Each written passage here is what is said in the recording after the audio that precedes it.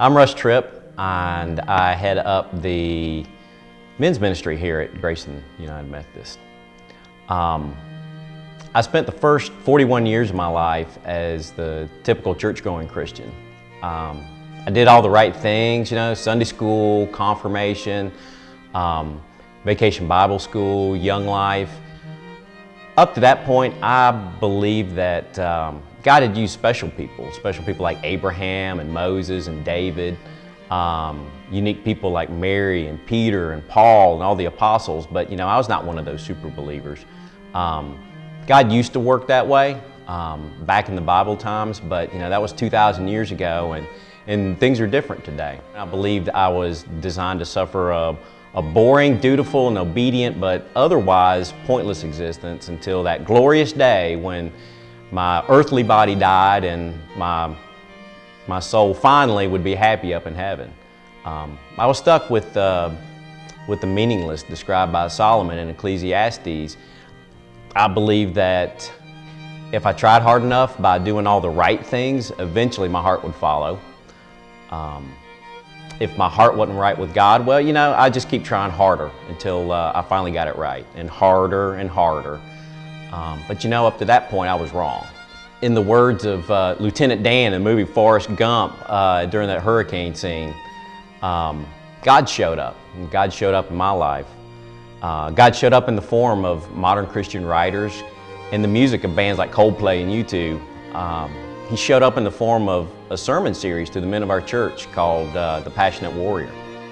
My heart has been open to a new reality. I didn't see it before.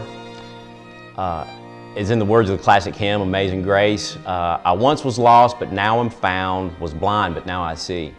God never promised us safety. He didn't promise us material comfort or possessions. But He does promise us a life of wonder and adventure if we're willing to just trust Him, to put our faith in Him. I see the Bible now as an epic adventure.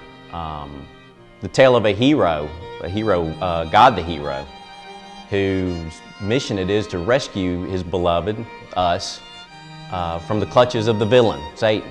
I believe we're created to be the object of His affection, and that He made us for a relationship with Him. And not just with Him, but with each other. And we have the power to choose or reject this relationship. I believe we're not designed simply to pass our time here on earth, toiling away in a meaningless existence, until one day we get to meet God face to face in heaven. I believe we're designed to thrive on the earth, that we're designed to thrive here, now, including all the joys and the sorrows, the struggles and the triumphs, the roses and the thorns. I suppose that's why I've always found inspiration in President Kennedy's speech regarding the race to the moon back in 1962, when he said, "We choose to go to the moon in this decade and do the other things, not because they're easy, but because they are hard, because that goal will serve to organize and measure the best of our energies and skills, because that challenge is one that we are willing to accept, one we are unwilling to postpone, and one which we intend to win, and the others too." Life is hard, always has been and always will be, but the challenges are what makes life interesting and fulfilling. The challenges are what makes life an adventure. We were designed for the journey, not the destination. I don't believe God calls us to a life of safety and comfort. He calls us outward to a life of adventure and risk. I'm venturing outside my comfort zone, far outside my comfort zone. But outside our comfort zones where we're most likely to find God, because that's where we need Him the most.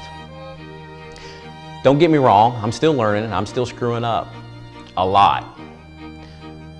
But I know that now I'm on the right path. And I'm determined to keep moving down that path, even if I'm taking just one baby step at a time. I know that bigger things await, and I'm eager to get on with those things.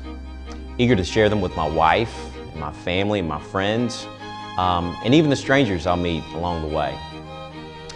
And I've discovered that God leads us to those wild places of adventure and challenge to draw us closer to Him, so that we can learn for ourselves the lesson that I can trust God no matter what.